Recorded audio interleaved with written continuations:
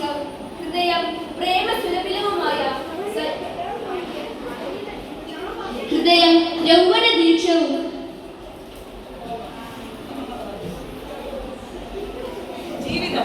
ജീവിതം യൗവന ദീക്ഷണവും ഹൃദയം പ്രേമസുലഭിലുമായ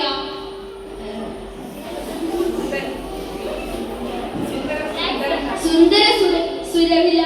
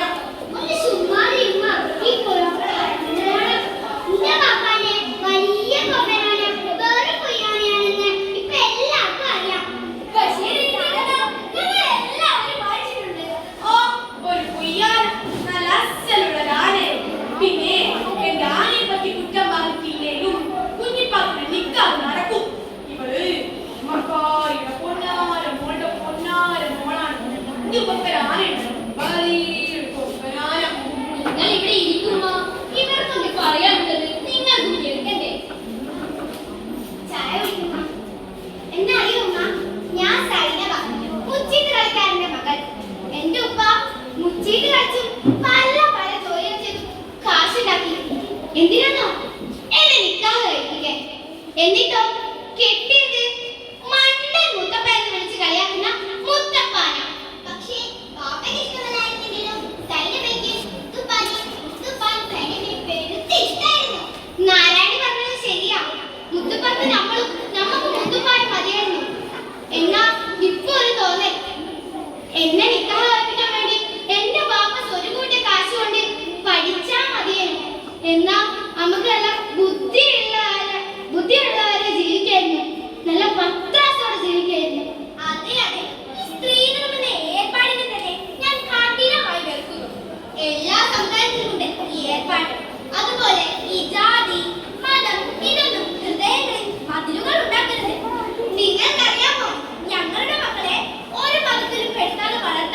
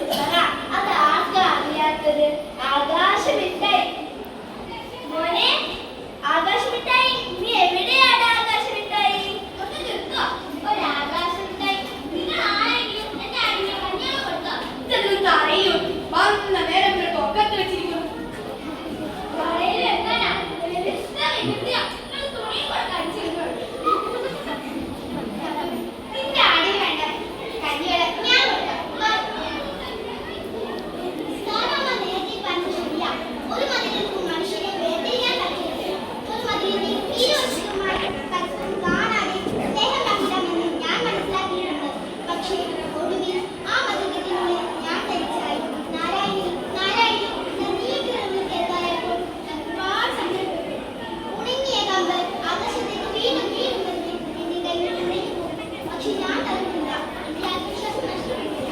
പക്ഷേ ഇന്നത്തെ തലമുറ അങ്ങനെയാണ്. പ്രത്യേകിച്ച് പെൺകുട്ടികൾ ജീവിതത്തിലെ കുഞ്ഞു കുഞ്ഞു പ്രശ്നങ്ങൾ പോലും നേരിടാനാകാതെ ജീവിതം തന്നെ അവസാനിക്കും. അതെ, ആത്മഹത്യ ഒന്നിനും പരിഹാരമല്ല. അത് ഇന്നത്തെ കുട്ടികൾ മനസ്സിലാക്കണം. ജീവിത പ്രശ്നങ്ങൾ സധൈര്യം നേരിട്ട് മുന്നോട്ട് പോകണം. പാർവതിക്കുട്ടിയുടെ കഥ കേൾക്കാൻ ഞങ്ങൾക്ക് എല്ലാം ആഗ്രഹമുണ്ട്. പാർവതിക്കുട്ടി എങ്ങനെയാ ഈ കിണറ്റിൽ വീണത്? വീണതല്ല, എന്നെ പൊട്ടക്കിലേക്ക് തള്ളിയിട്ടതാണ്. കാരണം ഒരുപാട് സ്വപ്നങ്ങൾ മാറ്റിവെച്ച ഒരു പാവ പെൺകുട്ടിയായിരുന്നു ഞാൻ. കാട്ടും മൂത്തവുമായിരുന്നു എന്റെ ജീവൻ. എന്റെ ചിലവുകളുടെ നടുവിൽ വീടുകൾ നേരമായിരുന്നു. എന്നാൽ എനിക്ക് സമ്മാനിക്കും എന്റെ നക്ഷത്രം പോലെ കടൽ ചെന്നുമായിരുന്നു. അതൊരു ഹൃദയമായിരുന്നു. എനിക്ക് കിട്ടിയ സ്നേഹവും അംഗീകാരവുമായിരുന്നു. പക്ഷേ എന്റെ സന്തോഷം എന്റെ എല്ലാ സ്വപ്നങ്ങളും തകർത്തെറിയപ്പെട്ടു. ഇരുട്ട് പിടിച്ച ഈ കൊട്ടക്കിണറ്റിൽ വീഴാനായിരുന്നു എന്റെ വീതി. വഴി ഓരോരോ കരടി ശബ്ദം കേൾക്കുമ്പോൾ ഈ കൊട്ടക്കിണറ്റിൽ നിന്നുള്ള മോചനം കാത്തിരിക്കുകയാണ്. നിങ്ങൾ എനിക്ക് തന്നത് ഒരു പുതിയ ജീവിതമാണ്. അതെ, ജീവിതത്തിന്റെ ഈ വെളിച്ചത്തിന് എന്തൊരു വെളിച്ചം!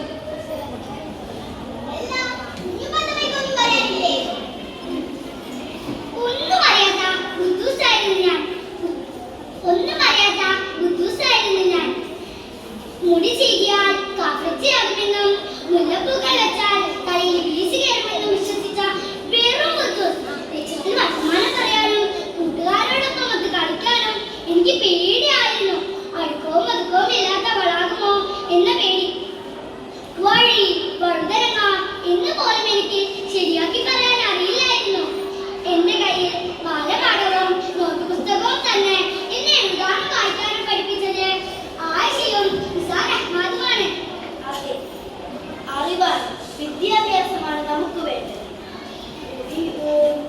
ഇന്നത്തെ പെൺകുട്ടികൾ നേരിടുന്ന ചൂഷണങ്ങളും അതിക്രമങ്ങളും നേരിടാൻ നമുക്ക് വിദ്യാഭ്യാസം കൂടിയേ തീരൂ. കുഞ്ഞിപ്പാത്തമ്മ ഇപ്പൊ ആ പഴയ ആളല്ല, പുതിയ ആളാണ്. ആത്മവിശ്വാസമുള്ള പുതിയ പെണ്ണ്.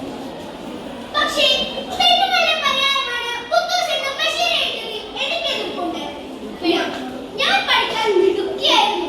പക്ഷേ എന്റെ കൂട്ടുകാരനായിരുന്ന മജീദ് അങ്ങനെയല്ല. അവനായിരുന്നു സ്കൂളിലെ മണ്ട ശിരോമണി. ഒന്നൂന്ന് എത്രയാ ചോദിച്ചപ്പോ അവൻ എന്താ പറഞ്ഞതെന്നറിയാമോ? ഇമ്മണി വലിയ ഒന്നേന്ന്. പെണ്ണുങ്ങളുടെ നന്ദി നിലാവെളിച്ചമാണെന്നും ഈ ബഷീർ എഴുതിയിട്ടുണ്ട്. എന്റെ മധുരസുരഭിലമായ സുന്ദര നിലാവെളിച്ചമേ, പാത്തുമ്മയുടെ യാത് അഥവാ പെണ്ണുങ്ങളുടെ ബുദ്ധി എന്നൊരു കഥയും കൂടി ഞാൻ എഴുതിയിട്ടുണ്ട്. അല്ലേ പാത്തുമ്മ?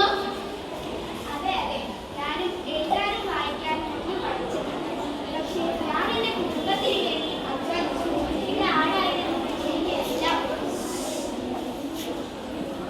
എന്റെ ആടായിരുന്നു എനിക്കെല്ലാം. അതിന് കഞ്ഞിവെള്ളം കൊടുത്തോ ഞാൻ എപ്പോഴും അന്വേഷിക്കുകയാണ്. വിശക്കുമ്പോൾ ബഷീറിന്റെ പുസ്തകങ്ങളാണ് അത് എപ്പോഴും കഴിക്കാറുള്ളത്. എന്റെ ആടൊന്ന് തരണ്ടേ, അപ്പോൾ എന്റെ കുടുംബത്തിലെ എല്ലാ കഷ്ടപ്പാടും മാറുമെന്ന് ഞാൻ വിചാരിച്ചു. എന്റെ ആടാണ് എനിക്കെല്ലാം. അതെ, പാത്തുമ്മയുടെ യാത് ഒരു പ്രതീകമാണ്. സ്ത്രീകൾ സ്വയം പര്യാപ്തം നേടുന്നതും ഒരു പ്രധാനമാണ്. ആഗ്രഹത്തിനൊത്ത് പറ്റിയില്ലെങ്കിലും ഈ ചായക്കടയിൽ നിന്ന് എന്റെ കുടുംബത്തെ നോക്കേണ്ട വരുമാനം എനിക്ക് ലഭിക്കുന്നുണ്ട്. കുഞ്ഞിപ്പാത്തു, അന്നോട് ഞാൻ പറഞ്ഞിട്ടില്ലേ നിക്കായിട്ടാവുന്ന വീടുകളിൽ ചായ വെക്കാനും കഞ്ഞി വെക്കാനും പഠിക്കണമെന്ന്? നിക്കായല്ല ഉമ്മ, പെൺകുട്ടികളുടെ ലക്ഷ്യം. എനിക്ക് കോളേജിൽ പഠിക്കണം, വലിയ പരീക്ഷകൾ ജയിക്കണം, ഒരു കൊമ്പനാനേക്കാൾ സ്വപ്നങ്ങളുണ്ട് എനിക്ക്. സ്വന്തം കാലിൽ നിന്നിട്ട് മതി നിക്കാറ്. കുഞ്ഞിപ്പാത്തുമ്മയെ പഠിപ്പിച്ചതുപോലെ സൈനബയെയും ആയിഷക്ക് പഠിപ്പിച്ചുകൂടെ? തീർച്ചയായും വിദ്യാഭ്യാസത്തെക്കാൾ അറിവുണ്ടാക്കൽ മാത്രമല്ല, ആത്മവിശ്വാസം വർദ്ധിപ്പിക്കുന്നത് ഏറെ പ്രധാനമാണ്. നമ്മൾ വിദ്യാഭ്യാസം ഉണ്ടാകുന്നതോടൊപ്പം സൈനബയെ പോലെ സ്വന്തം കാലിൽ നിൽക്കാൻ പ്രാപ്തരാകട്ടെ. വീടിനും നാടിനും വെളിച്ചം നൽകുന്നവരാകട്ടെ. സമൂഹത്തിൽ തലയുയർത്തി മുന്നോട്ട് പോകട്ടെ. നാല് ചുറ്റും വീഴുന്ന കതിരുകൾക്കുമപ്പുറം ഞങ്ങളെ കാത്തു നിൽക്കുന്ന ഒരു ലോകമുണ്ട്. ആകാശം മുട്ടുന്ന പ്രതി